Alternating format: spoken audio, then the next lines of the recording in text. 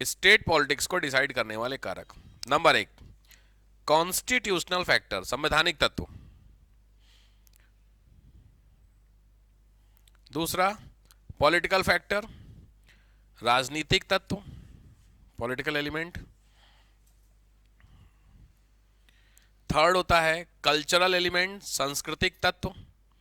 किसी में भी कुछ समझ में नहीं आएगा तो मुझसे पूछ लीजिएगा। सांस्कृतिक कल्चर, कल्चर समझ गए, कल्चरल फैक्टर भी काम करता है, जैसे बहुत तगड़ा कल्चरल फैक्टर काम करता है साउथ इंडिया में। सेंटर पे जो गवर्नमेंट होती है जनरली, जो अभी देखो उस दिन भी ओम बिरला साहब ने बड़ा हड़काया था एआईडीएमके के लीडर को। एआईडीएमके के लीडर ने कुछ क्वेश्चन पूछा, तो जो व्यक्ति ने जवाब जिससे पूछा गया वो हिंदी में जवाब दे रहा था। एआईडीएमके ने जो क्वेश्चन पूछा वो तमिल में पूछा। अब मेरे को नहीं आती तमिल, तो पॉइंट उसने हिंदी में जवाब दिया, तो जो एआईडीएमके कह रहा है कि आप तमिल में जवाब दीजिए, जान जबरदस्ती फालतू बातें, जबरदस्ती वाली बात, तमिल तो जो तो यहाँ पे आया कि तमिल में जवाब दीजिए। तो जो स्पीकर साहब थे कि ऐसा कहीं लिखा नहीं है कि तमिल में जवाब दें, मैं मेरे को जो लैंग्वेज आती है मैं उसमें जवाब दूंगा। तो एआईडीएमके के बंदे ने बोला कि आप हिंदी को जानबूझ के प्रमोट कर रहे हैं और तमिल को डिक्लाइन कर रहे हैं। तो ये गलत बात थी, बेवकूफ़ी की बात है कि नहीं है, लॉजिक बात है। आपने जिससे पूछा उसको तमिल नहीं आते, तो जो आती वही लैंग्वेज में तो बात करेगा तुमसे। तुम जा करके किसी से, या तुम्हारे घर में कोई बाहर खड़ा वो उर्दू बोल रहा, फारसी बोल रहा, कुछ भी बोल रहा, तुम सुन रहे हो खाली। ऐसा आपके साथ कभी हुआ है? जनरली ऐसा होगा आपके साथ जब आप किसी फॉरेनर से बात करेंगे, आप खाली सर हिलाते हैं, समझ में आ नहीं रहा कुछ क्या बोल रहा। कॉलेज में भी आता है, बिल्कुल सही बात। अगर आउट ऑफ नॉर्थ इंडिया के बाहर का कोई भी मिल गया आप फंस जाओगे। तो इसमें गलत तो कुछ नहीं था। तो बहुत जेन्युइन बात बिरला साहब ने बोली क्या, कि देखो ना आप ना, आपके पास इंफॉर्मेशन गलत है। जो हमारा पार्लियामेंट है ये संसद है, और इस संसद ने ही 22 कॉन्स्टिट्यूशन लैंग्वेज को अडॉप्ट किया है। तो कोई भी व्यक्ति किसी भी लैंग्वेज में पूछ सकता है और किसी में भी जवाब दे सकता है, ये रूल है। ये बात आपको नहीं पता, लेकिन जानते हैं साउथ इंडिया में थोड़ा तमिल अमिल को लेकर के बहुत तगड़ा है। तो उसने बोला कि आप लोगों ने, आप लोग मतलब ब्लेम कर रहे थे बिरला साहब की, कि आप लोगों के चक्कर में ही हिंदी को राष्ट्रभाषा अनाउंस कर दिया गया है। हिंदी क्या है, नेशनल लैंग्वेज अनाउंस कर दी गई है, ये उस बंदे ने स्टेटमेंट दिया। तो बहुत जेन्युइन आंसर यही होता है। बिना फैक्ट्स के जब आप बात करोगे ना, तो ध्यान रखिए बिरला साहब ने जो बोला वो कॉमन बात है, वो सबको पता होनी चाहिए कि हिंदी हमारी राष्ट्रभाषा नहीं है। हिंदी हमारी राजभाषा है। राजभाषा का मतलब ऑफिशियल लैंग्वेज, डिफरेंस समझ में आ रहा है? नेशनल लैंग्वेज एक चीज होती है, ऑफिशियल लैंग्वेज का मतलब है ऑफिस वर्क जिसमें होता है। तो जो ऑफिशियल लैंग्वेज है वो इंग्लिश भी है, ठीक। तो हिंदी और इंग्लिश में आप काम कर सकते हैं, और उसी जो आर्टिकल है उसी का सेक्शन सी कहता है कि अगर ये दोनों नहीं है तो जो लोकल लैंग्वेज है उसमें भी काम किया जा सकता है। ये क्लॉज कहता है, 350 से पढ़ोगे वहां पे क्लॉज है। बट ये समस्या क्या है कि ये उसको पता हो जिसने संविधान पढ़ रखा, और कांग्रेस उन लोगों को संविधान से वैसे मतलब नहीं हो, खाली लेके घूम रहे हैं। नहीं, बड़ी सी किताब लेके लाल वाली लेके घूम, उनको मतलब है नहीं अंदर क्या। तो बिरला साहब पढ़े लिखे आदमी, प्रॉपरली समझाई सारी चीजें, चुप हो गए भाई। प्रैक्टिकल बात तो यही हुई ना लॉजिकली, ठीक। तो यहाँ पे कल्चरल फैक्टर यानी जो लैंग्वेज, क्या रीजन है कि जो बीजेपी है वो साउथ इंडिया में नहीं जीत पा रही है। अभी आप गूगल पे बीजेपी के मैप देखना, बीजेपी के कौन से स्टेट में है, तो नॉर्थ इंडिया लगभग कवर हो चुका है, साउथ में तेलंगाना भी कवर हो चुका है, लेकिन जो आपका तमिलनाडु, केरल, कर्नाटक, ये तीनों स्टेट है यहाँ पे बीजेपी टच नहीं कर पा रही है। सबसे बड़ा जो यहाँ फैक्टर काम करता है वो लिंग्विस्टिक फैक्टर है, क्योंकि बीजेपी किसमें है, हिंदुत्व की पॉलिटिक्स करती है, बस सीधी बात है। और हिंदुत्व का मतलब हिंदी। समस्या, अच्छा कुछ लोगों को ऐसा भी लगता है कि जो भगवान है उन पे कॉपीराइट किसका है, बीजेपी वालों का, ऐसा वो लोग कहते हैं। कुछ हद तक सच्चाई है कि नहीं, इस पर डिबेट नहीं करेंगे, वो थोड़ी अलग चली जाएगी डिबेट। बट लॉजिक बात, उनको लगता है कि अगर बीजेपी की गवर्नमेंट स्टेट में भी आ जाती है तो जो वहाँ की लोकल का जो कल्चर है, खास करके स्पेशली फॉर द लैंग्वेज, वो खत्म हो जाएगा। मतलब तमिल जो है, तेलुगु है, इनको क्या खत्म कर देंगे। ये एक बहुत बड़ी गलतफहमी पाल रखी है साउथ में। सिंपल है, ये उनकी स्टेट पॉलिटिक्स का जो रीजन है वो यही है, क्योंकि तमिल लोग ही तो वोट देंगे तमिलनाडु को, आप थोड़ी दोगे। अभी यहाँ पे कोई बंदा तमिल का लीडर आ जाता, खड़ा हो जाता है, और वो आपसे रोज आपसे डिस्कशन कर रहा है, डिबेट कर रहा है रोज, और वो तमिल में कर रहा है, और तुमको आ ही नहीं रही तमिल। तुम क्या समझ रहे हो, सीधी बात है, पता तुमको गरिया रहा हो, तुम्हें पता नहीं चल रहा क्या बोल रहा है कि नहीं, प्रैक्टिकल बात। सेम कहानी, यही सिचुएशन वहां पे हिंदी वालों की भी तो हो सकती है। तमिलनाडु में आप हिंदी बोलेंगे, आप गए कभी साउथ इंडिया में? अरे बड़े लोग गए हैं, आप लोग कहाँ हुआ घूम, अरे कहाँ तुम लोग घूमा है, कहाँ? बहुत जगह घूमने के लिए। अच्छा, नहीं जैसे उनका तो पापा का सीन होगा। हाँ वो मैं जाना, तुम्हारा घूमने गई थी तुम टूर पे? अच्छा टूर में, ओके। बाकी लोग गए हैं, अच्छा। तो एक्सपीरियंस कैसा रहा, ठीक रहा? हाँ, बहुत जेन्युइन बात बोली है। सबको ये बिल्कुल ऐसा देखो, बहुत कम चांसेस हैं कि सामने वाले बंदे को हिंदी ना आए, ये रियलिटी है। लेकिन जानबूझ करके वो तमिल तेलुगु को प्रमोट के चक्कर में वो जान नहीं बोलते हैं। ऑर्डर भी आपको उसी में लेंगे, ऑर्डर भी आपको उसी में देंगे, लेकिन जब पेमेंट फंसी ना तुम्हारी, तुम डबल कभी भी, तुमको मैं एक एक्सपीरियंस दे रहा हूँ। आप एक काम करना, सब पहले कैसे तैसे करके खा पी लेना, जब जाकर के पिन डालना तो गलत पिन डाल देना। 3 बार मत, गलत ब्लॉक हो जाएगा। एक पहली बार का गलत पिन डाल देना, फिर देखो भाई साहब कैसे हिंदी में बहस होती है।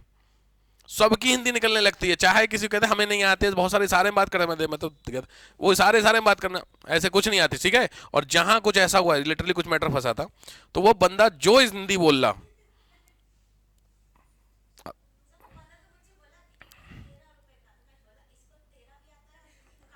हाँ बताओ, हिंदी में 1 2 3 4 5 बोल रहा, सोचो। बता, आप समझ गए। तो पॉइंट का ये है, वो वही पॉलिटिक्स वाला सीन चलता है, क्योंकि वहाँ के जो लीडर्स हैं या वहाँ के जो लोग हैं वो जबरदस्ती नॉर्थ इंडिया, वहाँ स्पेसिफिक आपको आपको लगता है ऐसा, बट साउथ इंडिया वाले बहुत बायस है नॉर्थ इंडिया को लेकर के। हम उतने बायस नहीं है। अगर आपको लगता है कि हम भी बायस, हम बायस नहीं है नॉर्थ साउथ इंडिया वालों को लेकर के, जैसे, क्योंकि लेकिन वो हैं, ये सच्चाई है इसमें। वो एक्चुअली ना प्रैक्टिकल बात है, वो अपने आप को थोड़ा सा ज़्यादा काबिल मानते हैं कि हम नॉर्थ इंडिया वाले से थोड़े से हैं काबिल, और कुछ हद तक देखा जाए तो हैं भी। लिटरेसी भाई सबसे बड़ा जो इशू है लिटरेसी है, केरल 100% है, तो वहाँ यूपी कितना 65% है। तो डिफरेंस अब यूपी का एक देहाती आदमी को और केरल का देहाती को खड़ा कर दो, फर्क तो पता चल जाता है। बट लिटरेसी जो फैक्टर हो, लिटरेसी वो पढ़ा लिखा वाला फैक्टर थोड़ी होता है, बहुत सारे फैक्टर काम करते हैं यहाँ पर। बट वो हैं थोड़ा सा इस चीज़ को लेकर के, थोड़ा सा खास करके जो सबसे ज़्यादा खतरनाक अपने आप को मानते हैं वो बंगाली है, वो बहुत ही लेवल का मानते हैं कि भाई साहब इंडिया में सबसे ज़्यादा पढ़े लिखे लोग वही हैं। ये जानवी सुन तो नहीं रही। हाँ, पता चले बंगाली है, पता बवाल मचा दे। लॉजिक बड़ी पता नहीं, मैं 2 3 बंगालियों से मेरा पाला पड़ा है। वो अरे कह रहे तुम लोग ऐसे करके बात करता वो। मैं तू कहाँ का बे? वो तुम लोग मतलब तुम इंडिया का हो, तुम वो इंडिया का हो गए, हम इंडिया का, तुम कहाँ के हो गए भाई, नहीं लग के कह रहे तुम इधर वाले जो, हम इधर वाले क्या होता है बे। अलग ही वो अलग ही लेकर चलते हैं कि आपको, वो उनको लगता है कि वो सब जानते हैं। वो अपने मूवी देखी पीकू, याद है, बस समझ जाइए। तो पीकू में वो जो दिखाता नहीं है, उसका जब वहाँ आखिरी के सीन में जब वो डाइनिंग टेबल पे डिस्कशन, बड़ा जेन्युइन डिस्कशन दिखाया गया उसमें, कि उसके अमिताभ बच्चन का जो भाई होता है, वो क्या कहता है, अच्छा दिल्ली वाले लोग इतने भी कम पढ़े लिखे नहीं होते हैं। इसका मतलब क्या है कि वो बायस मानते हैं किसको, दिल्ली वालों को। कि जो सबसे ज्यादा, वो बहुत जेन्युइन बात, इरफान खान क्या बोलता है, इरफान खान है ना उसमें हीरो, जो क्या बोलता है कि सर हर चीज की अच्छी चीजों पे कॉपीराइट बंगालियों का नहीं है। माना कि बंगाली लोगों ने अच्छे, उसके पीछे का जो सबसे बड़ा रीजन था, क्योंकि जो हमारा डेवलपमेंट स्टार्ट हुआ है वो बंगाल से ही शुरू हुआ है। तो कोई नई बात क्या है, यही डेवलपमेंट लखनऊ से स्टार्ट, गाजे इंदिरापुरम से स्टार्ट हुआ था। तो अरे आप इंदिरापुरम की 50 पर्सनालिटी को जान रहे होते हैं। अब चक्कर क्या है कि ये सारी चीजें स्टार्ट हुई बंगाल से, तो रविन्द्रनाथ टैगोर, सुभाष चंद्र बोस को हम जानते हैं। फर्क समझ में आ रहा है, बट ये चीजें एक्सेप्ट कर लेंगे तो समस्या हो जाएगी। लेकिन तुम हम शुरू से ऐसे रहे, बंगाल का इतिहास उठा करके देखिए, 1700 के पहले का इतिहास। मुझे बता दो कोई राजा 1700 के पहले बंगाल का। भाई फर्रुखसियर, अगर मुगल वाले, उसके पहले बंगाल का कोई डायनेस्टी बता दो, पाल डायनेस्टी थोड़ी बहुत पड़ती है, उसके पीछे कोई डायनेस्टी नहीं है जो याद रखे होगा, हो सकता है उनका इतिहास हो, बट लॉजिक याद रखने वाली डायनेस्टी तो नहीं है, फिर भी जबरदस्ती की बात। समझ रहे सिस्टम, बट होता है। और दूसरा सबसे बड़ी बात है, पॉलिटिक्स फैक्टर काम करता ही है भाई, वहाँ पे दीदी हैं, जान ही रहे आप उनको। ठीक है, तो ये फैक्टर्स कल्चरल फैक्टर। नेक्स्ट आइए सोशल फैक्टर। सामाजिक तत्व भी काम करते हैं। सामाजिक तत्व,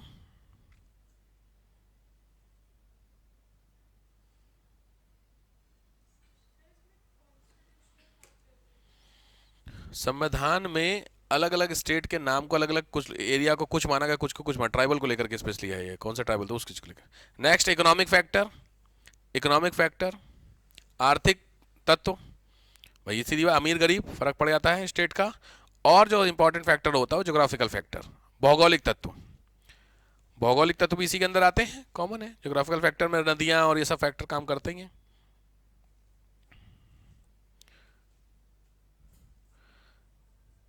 ठीक, ये सारे फैक्टर आपको समझ में आ गए। किसी को कोई डाउट हो किसी फैक्टर में बता दो मुझे, क्योंकि इसमें मेंस पे क्वेश्चन आ रखे हैं कि मेजर फैक्टर कौन से होते हैं।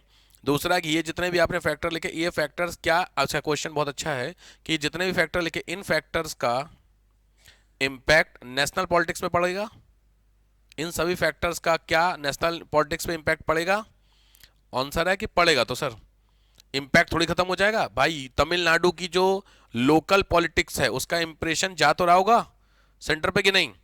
भाई आप तमिलनाडु में जा करके तमिलनाडु के लोगों को गाली दो, उनके कल्चर को, तो लॉजिक बात है, आपकी सेंटर पर सरकार गिरने के चांसेस हो जाएंगे। यूपी में इसलिए बोलते हैं कि इंडिया में अगर आपको पीएम बनना है तो आपको यूपी से होके जाना पड़ेगा, ये रूल है। यूपी, बिहार और महाराष्ट्र, ये तीनों स्टेट जोड़ लो तो ऑलमोस्ट बराबर हो जाते हैं सेंटर की पीएम बनाने के लिए। और यूपी तो खास करके 80 सीटें, भाई सोचे 500 में से 80 अकेले, मतलब 15% हो गया। तो 15% सीट का मतलब कितना हुआ, 1/6, 15×6 = 90, 16×96, तो 1/6 सीट अकेले कौन देता है, यूपी, एक छठा। यानी यूपी लोकसभा की हर छठी सीट में एक सीट किसकी है, यूपी की है।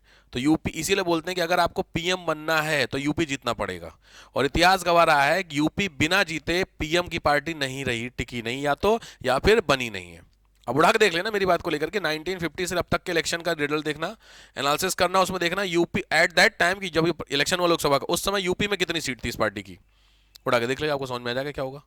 मतलब कहीं ना कहीं या तो यूपी से अलायंस कोई पार्टी मिलेगी उसको, या फिर यूपी की डायरेक्ट पार्टी होगी। आपके सामने 3 साल का एक्सपीरियंस उठा लो यार, बीजेपी की यूपी में है, सेंटर पे 3 बार से है कि नहीं यूपी में सेंटर पे, बात को समझ रहे हैं। दूसरी चीज, कांग्रेस की बात करते हैं तो सेंटर में कांग्रेस थी, यूपी में सपा थी, अलायंस थी।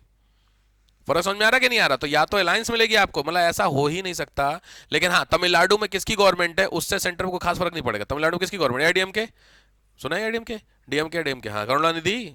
तो अगर उनकी पार्टी है, कल को वो नहीं भी हो तो क्या फर्क पड़ रहा है आपको, फर्क समझ में आ रहा है कि नहीं आ रहा, समझ में आ रहा, ये फैक्टर काम करता है। बट हाँ, इसका ये मतलब हुआ कि हम तमिलनाडु को निगलेक्ट कर दें, ये गड़बड़ हो जाएगी कहानी। ऐसा हो नहीं सकता कि तमिलनाडु का मना कर दो, क्या कि हम तमिल वालों को गलत मानते हैं। उसमें कहीं ना कहीं वो फैक्टर आपका, भाई तमिलनाडु से 20-25 एमपी तो आ ही रहे। आज नौबत ऐसी आ रखी है कि जो सेंटर पे गवर्नमेंट है वो टीडीपी की सपोर्ट से है कि नहीं है, तेलुगु लोगों से। तो कल को अगर बीजेपी तेलुगु वालों को गाली दी होती तो आज उनको सपोर्ट मिलता। फर्क समझ में आ रहा है। अब दिक्कत, अच्छी बात यह है कि तेलुगु लोगों से जो सपोर्ट मिला है, वो जो ये चंद्रबाबू नायडू साहब हैं तेलुगु वाले, इनका सपोर्ट शुरू से रहा है अटल जी को। तो अटल बिहारी वाजपेयी के बड़े अच्छे मित्र थे, तो ये वहां से बीजेपी के अलायंस चला रहा। और टीडीपी कोई नई चीज नहीं, टीडीपी वाले जो हैं वो कांग्रेस के साथ भी थे मनमोहन सिंह की गवर्नमेंट में। बट पॉइंट क्या होता है कि दोनों जो बेसिकली अपना काम करते हैं वो हिंदू पॉलिटिक्स पे काम करते हैं। आपने वहां के वो देखा है बंदा, वो हीरो है जो डिप्टी सीएम है, जो पवन कल्याण, बंदा हीरो भी है उसमें। और देखिए उसके क्या हिसाब किताब चलता, भाई साहब उसने तो खुल करके पूरा माहौल बना दिया है सब, अलग ही लेवल का काम है भाई साहब। और जेन्युइनली वहाँ के जो लोग होते हैं वो जेन्युइनली मानते हैं कि हमारे लीडर हैं। और उसका उसका आउटपुट ऐसा नहीं है। तो वहाँ पे भाई साहब फेम का मतलब फेम होता है, यहाँ पे फेम का मतलब दिखावा है, वहाँ फेमस तो मतलब फेमस है, दूध चढ़ता है। भाई रजनीकांत के कितने मंदिर हैं तमिलनाडु में, कम से कम 10 मंदिर हैं रजनीकांत के, मंदिर हैं बाकायदा, टेम्पल जहाँ पे रोज आरती हो तो सुबह शाम बता लो। तुम्हारे कितने मंदिर हैं, तुम्हारे छोड़ो नॉर्थ इंडिया में शाहरुख खान के कितने मंदिर हैं, किसी हीरो के बता दो। मोदी जी का है 3 मंदिर, पता है बनारस में 3 मंदिर है मोदी जी के, मोदी का नाम ना लेना है। लेकिन किसी हीरो के बताओ ना, बॉलीवुड के कोई है नहीं।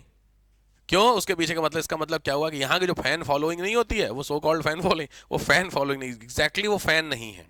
उनको अच्छा लगता है तो देखता, नहीं अच्छा लगता तो खत्म। वहां पे अच्छे बुरे से मतलब नहीं, हीरो की मूवी आ रही, बात खत्म, हिट होनी है, फ्लॉप उस हम तो जाएंगे देखने के लिए, नहीं अलग, वो उस लेवल का हिसाब चलता है। तो जब उस लेवल का होगा तो लॉजिक बात है वो एज ए पॉलिटिक्स काम करेगा कि नहीं करेगा। मजबूरी में अल्लू अर्जुन जो था, इसको वो करवानी पड़ गई, माफी मांगनी पड़ गई, क्योंकि इसकी जो सीन था वो तेलंगाना में था। ये जो नहीं रैम्पेज हुई थी, याद है, पब्लिक उसमें हॉल में मर गई थी ना, कोई लेडीज थी, वो 2.5 लाख रुपए देने थे। तो इसको जानबूझ, क्योंकि तेलंगाना में ये सीन हुआ था हैदराबाद में, और हैदराबाद तेलंगाना में, और तेलंगाना में जो गवर्नमेंट है वो कांग्रेस की है। और जो अल्लू अर्जुन है वो किसकी फैमिली से आता है, उसी का तो है, चिरंजीवी का है, भांजा जाएगा है ना। और चिरंजीवी कौन हो गया, बीजेपी का एक तरीके से मोटा बीजा पर ये थे। तो जानबूझ करके काउंटर करने के लिए सीन क्रिएट किया गया। नहीं जेल हो गया था यार, फिर जेल से बाहर आया था, उसके घर में लोगों को चले गए थे, just because of the Hyderabad situated in Telangana, इसलिए सारा खेल किया गया। बात समझ रहे हैं। अब आपको हो सकता है चीज समझ में आ रहा चाहिए, चेक करता नहीं था आपको, तब देखो ये कहानी पता है ना इसकी, अल्लू अर्जुन वाली पुष्पा मूवी जो हुई थी तो भगदड़ भगदड़ हो गई थी ना, ये सीन था। और भाई सीधी बात है, वहाँ हिंदुत्व को लेकर के तगड़ा भी देखा पवन कल्याण ने क्या क्या सुनाया था उसको, जब लड्डू उड्डू वाला सीन नहीं मिला था तमिल उसमें। भाई चलिए बता नहीं, तो इसीलिए चली बात वहां पे आज का नहीं है भाई, जो चिरंजीवी का हिसाब किताब है, चिरंजीवी का हिसाब किताब वहां पे अलग लेवल का है। क्यों, क्योंकि स्टेट पॉलिटिक्स वो भी कर रहा है, वो वहां जो पॉलिटिक्स कर रहा है वही चीज योगी जी यहाँ पे कर रहे हैं। हिंदुत्व को प्रमोशन की बात हो रही कि नहीं हो रही चीजों को लेकर के। तो जब दोनों कर रहे हैं तो दोनों का इस मैटर पे सिमिलर हो गया। लेकिन कोई और अगर स्टेट होगा तो उस स्टेट की पॉलिटिक्स इससे मैच नहीं करेगी तो गड़बड़ागी। खास करके तेलंगाना, मैंने बताया तेलंगाना में हिंदुत्व को बढ़ाएंगे आप, बहुत दिक्कत हो जाएगी। तेलंगाना कौन सा इलाका? हैदराबाद। हैदराबाद का इलाका पता, ओवैसी का इलाका। तो वैसी के इलाके में हिंदुत्व की बात करिए, दिक्कत होने की संभावना है ना आपको। वो जो लड़की थी ना जो खड़ी हुई थी,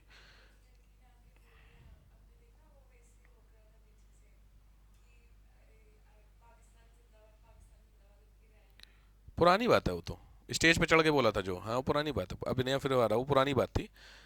वो गलत हो जाएगा ना, बात को समझे, भले अंदर से आप चाह रहे हैं लेकिन सीधी बात आप अगर उस मीडिया के सामने बोलेगा तो फिर तो गड़बड़ है ना कहानी। खैर, तो ये सारे फैक्टर्स आपके किस में काम करते हैं, इसमें लिख लीजिए, मैं आपको क्वेश्चन दिखा दूंगा। क्वेश्चन लिख लिया ना वाला, इम्पैक्टेड।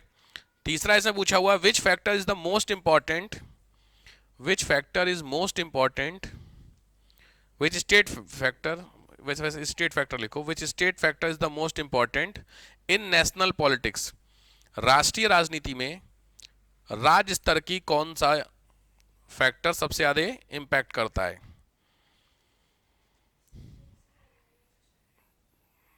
यार इससे पहले वाला क्वेश्चन क्या था भाई, मैं फ्रेम करके बोल रहा हूँ, मुझे आइडिया नहीं, पहले कुछ मैंने बोला था, कोई क्वेश्चन मैंने नहीं बोला था। अच्छा, पहले तो कॉमन फैक्टर्स हो गए, what are the common factor for state politics, पहला क्वेश्चन। दूसरा question, state politics impacted the nation, राज्य राजनीति केंद्र की राजनीति को प्रभावित करती है, हाउ, कैसे। अब तीसरा समझ में आया, ये सारे फैक्टर जो आपने इसमें से कौन सा फैक्टर, हमेशा याद रखिए, अगर आपको इन फैक्टर्स में इंपैक्टेड होगा तो जो आपका दूसरा और तीसरा फैक्टर उस पर आंसर आएगा। पॉलिटिकल फैक्टर पहला हो गया और दूसरा क्या था, कल्चर और सोशल फैक्टर, समझ गए। तो इन तीनों फैक्टर पे आंसर लिखेगा आपका लगभग, क्योंकि समझ रहे होंगे ज्योग्राफिकल फैक्टर इतना इंपॉर्टेंट नहीं, पहाड़ तो हर जगह है, बट पहाड़ जो हर जगह है तो वहां पे क्या सेम ही कल्चर होगा भाई। पहाड़ों का जो भाई, उत्तराखंड में भी पहाड़ है और केरल में भी पहाड़ है, तो पहाड़ी जो फैक्टर है वो तो सेम हो गया ना। तो पहाड़ वाले फैक्टर से पॉलिटिक्स कैसे डिसाइड होगी, मुझे बताइए, समझ रहे हो। तो ज्योग्राफिकल फैक्टर कोई बहुत ज्यादा इंपॉर्टेंट फैक्टर होते नहीं, बट हाँ कुछ फैक्टर, पहाड़ी लोग अगर आपने बोल दिया तो आपने ज्योग्राफिकली उनको अलग कर दिया ना। तो बट ये एक वोटर की पॉलिटिक्स में कौन सी है भाई, लॉजिक है, इनको भी मोदी पसंद है, पहाड़ की है, आप जनरल है आपको मोदी पसंद, दोनों में क्या डिफरेंस आया, कुछ को समझ में आ रहा। बट कल्चरल, ये तमिल हैं और आप हिंदी हैं तो फर्क आ जाता है, आया समझ में। तो इसलिए ज्योग्राफिकल फैक्टर पे आंसर कम जाते हैं, पॉलिटिकल फैक्टर और दूसरा क्या, कल्चरल फैक्टर, ये बहुत मैटर करते हैं इंडिया में।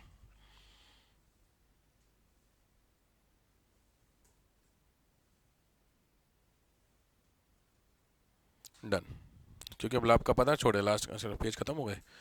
ठीक है भैया, यहाँ पे आपका स्टेट पॉलिटिकल मतलब स्टेट का लेजिस्लेचर वाला पोर्शन खत्म होता है। अब स्टार्ट करेंगे हम लोग, नेक्स्ट है आपका गवर्नर।